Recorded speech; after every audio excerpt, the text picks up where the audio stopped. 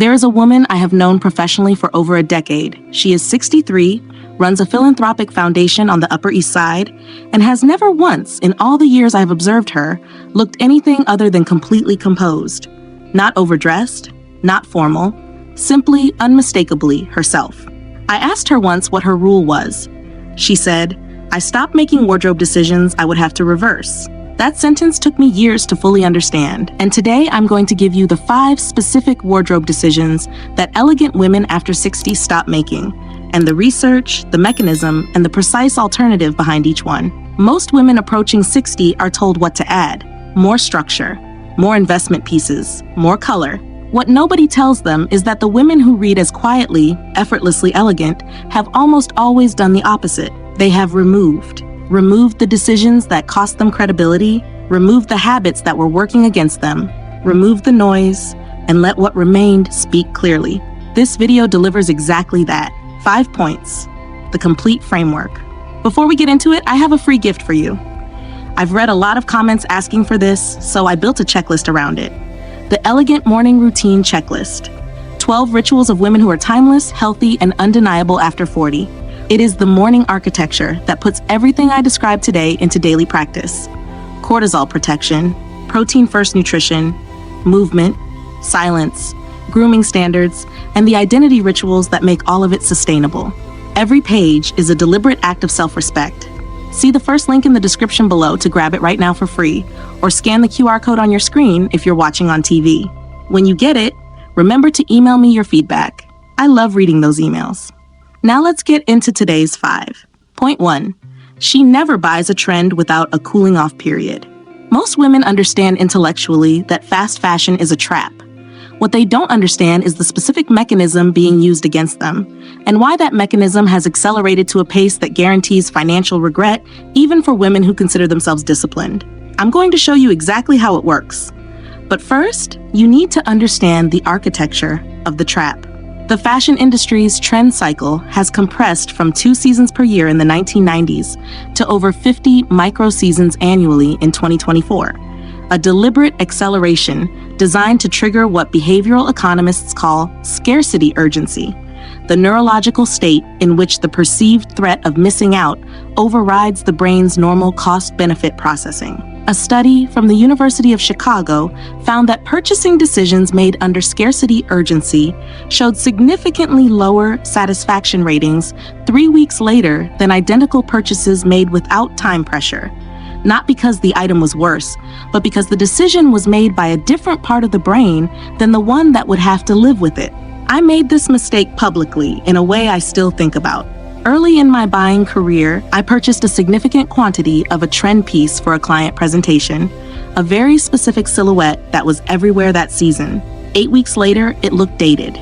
My client noticed. I learned something that day that no fashion education had ever taught me. A trend's peak visibility and its expiration date are almost the same moment. Resolve: implement a mandatory 30-day cooling off period on any purchase driven by trend visibility rather than personal need. If you still want it in 30 days and it serves your existing wardrobe, buy it. If the urgency has faded, it was urgency, not desire. The women who dress elegantly after 60 buy slowly and wear for years.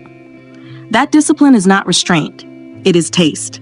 But here's where most people stop: removing trend impulses while continuing to wear a category of fabric that is quietly working against them every warm day. Point 2. She never wears synthetic fabric against her skin in warm weather. Most women choose fabric based on appearance and price. I'm going to show you why. After 60, that decision has a chemical consequence most women have never been told about. But there is something you need to understand first about what synthetic fabric actually does at skin temperature. Synthetic fibers, polyester, nylon, acrylic, rayon blends, do not breathe. They trap heat against the skin's surface and create a microenvironment of moisture and warmth that accelerates bacterial proliferation on the skin. A study published in the journal Microbiome found that synthetic fabric worn against the skin produced significantly higher concentrations of odor-producing bacteria within 4 hours of wear compared to natural fibers under identical conditions. But the finding most relevant to women after 60 was this: the interaction between synthetic fabric and skin in warm conditions also measurably increases transepidermal water loss, the same dehydration mechanism that operates at altitude on a plane. The fabric is actively pulling moisture from the skin's surface throughout the day. After 60, the skin's natural moisture barrier is already thinner than it was at 40. The combination of a compromised barrier and a fabric that accelerates moisture loss creates visible surface dryness and dullness by midday that no amount of morning skincare can fully prevent if the fabric is working against it all day. Resolve. Treat natural fibers, cotton, linen, merino, silk, as non-negotiable for any layer that touches your skin directly, particularly from spring through early autumn. This is not an environmental position. It is a skin health and comfort decision with a chemical basis. Your skin is an organ. Dress the layer closest to it accordingly.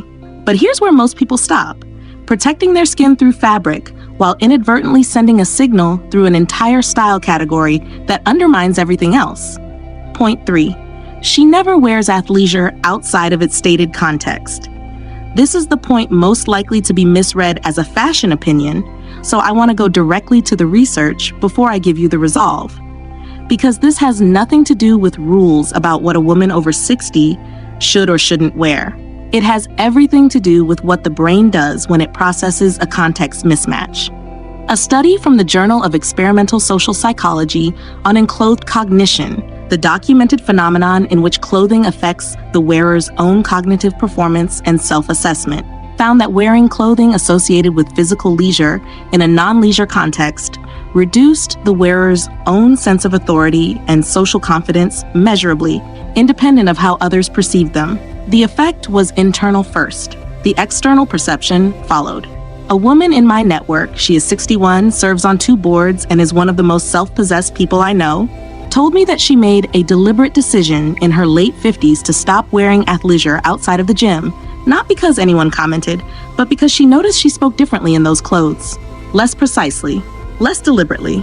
She said, "I realized the clothes were deciding my register before I did."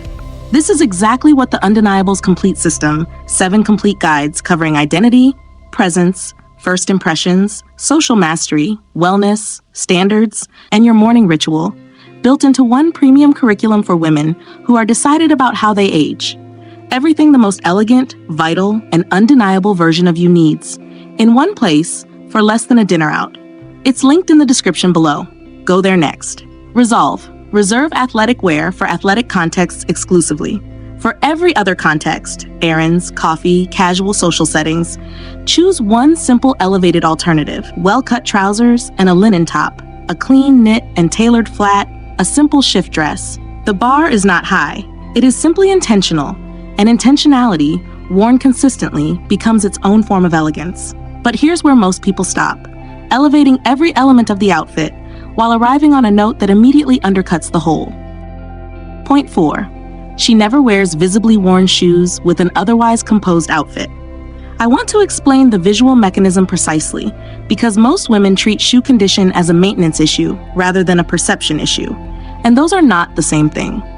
But first, understand how the eye actually reads a full silhouette. Visual processing research from MIT's Brain and Cognitive Sciences Department found that the human eye, when assessing a full-length figure, completes a rapid top-to-bottom scan in approximately 250 milliseconds before returning to the face. This scan is not aesthetic. It is an integrity check. The brain is looking for inconsistencies in the signal, an inconsistency at the base of the silhouette, where worn heels, scuffed toes, or collapsed structure live, registers as a contradiction that the brain weights disproportionately because it is the final note of a visual sentence. A worn shoe does not read as a minor flaw. It reads as a question mark placed at the end of an otherwise clear statement. A stylist I worked alongside early in my career, she dressed women for Senate confirmation hearings and network television, told me she had a single non-negotiable rule for every client: show me your shoes before I approve the outfit. Not because shoes were the most important element, because they were the most commonly neglected, and neglect at the end of a silhouette costs more than any other error. Resolve. Conduct a shoe audit this week. Assess every pair you wear regularly for heel condition, toe integrity, and structural shape. Anything that has lost its form goes to a cobbler or out of rotation entirely. A resold classic is more elegant than a new shoe of lesser quality. Condition is not optional. It is the closing punctuation of how you present yourself. But here's where most people stop, correcting every external element while wearing a color chosen by someone else for reasons that have nothing to do with their face. Point 5. She never wears a color chosen by a trend report.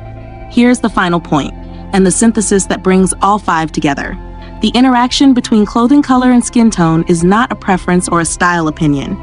It is a measurable physical event. A colorimetry study published in the International Journal of Cosmetic Science found that colors with undertones incompatible with a person's skin undertone measurably increased the perceived visibility of hyperpigmentation, redness, and fine lines in close-range observation. Not because the colors were unflattering in a vague sense, but because they reflected specific wavelengths of light directly onto the skin's surface that amplified those features optically. The wrong color is not merely unkind. It is physiologically active against you. After 60, when skin tone has shifted from the undertone of your 30s and 40s, the color choices that once served you may no longer be accurate. And wearing a color because a trend report declared it the season's palette is, at its most precise description, allowing a marketing algorithm to make a physiological decision about your face. I think often about the women in my family who dressed with the most authority. My grandmother, my mother Claudine. Neither of them owned a trend piece in the conventional sense. They each owned a palette, a small, deliberate, deeply personal set of colors that they had discovered over years did something specific and positive to their appearance. Every purchase was measured against that palette. Not every season, every time. The complete framework. Implement a 30-day cooling period on every trend-driven purchase and stop the urgency cycle from deciding for you. Wear natural fibers against your skin in every warm weather context. It is a chemistry decision, not a fashion one. Reserve athleisure for athletic contexts only, because the clothes you wear are setting your internal register before anyone else reads you. Keep every shoe in your rotation in excellent condition, because worn shoes place a question mark at the end of your silhouette. And build a personal color palette, discovered through observation and experimentation, not trend reports, and measure every purchase against it. These are not rules. They are the habits of women who have decided, clearly and permanently, how they intend to age. Once you know what to look for, you cannot unsee it. You now have the 5 wardrobe decisions that the most quietly elegant women after 60 have already made, permanently without looking back, and you have them for free. The next step is the full blueprint, the Undeniables Complete System. 7 complete guides covering identity, presence, first impressions, social mastery, wellness, standards, and your morning ritual built into one premium curriculum for women who are decided about how they age. Everything the most elegant, vital, and undeniable version of you needs in one place for less than a dinner out. It is linked in the description. Go there next. Stay subscribed. The women who show up to this channel consistently are the ones who actually change. I'll see you in the next one. Isabel.